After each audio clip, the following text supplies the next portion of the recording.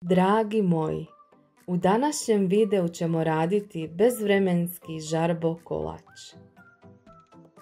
Prvo krećemo sa izradom tijesta. Zato nam je potrebno 400 g glatkog brašna, 2 žlice šećera, prašak za pecivo i 1 vanilin šećer.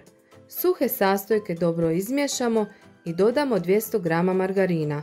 Dobro ga sjedinimo sa brašnom. Zatim dodamo 1 jaje i 2 žlice kiselog vrhnja. Umijesimo glatko tijesto. Tako dobiveno tijesto podijelimo na 3 jednaka dijela. Svaki dio razvaljamo prema dimenziji vašeg pleha. Ja sam koristila pleh dimenzije 25 x 35 cm.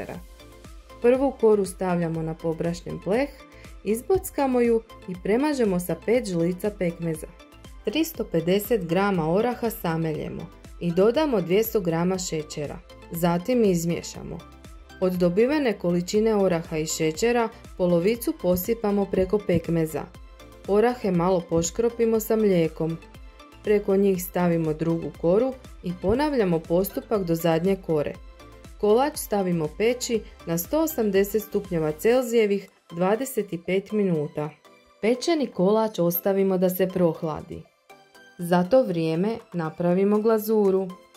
150 g čokolade i 4 žlice ulja otopimo na pari. Tako pripremljenu čokoladu prelijemo preko prohlađenog kolača. Uživajte u ovoj savršenoj kombinaciji. Budite mi zdravi i veseli.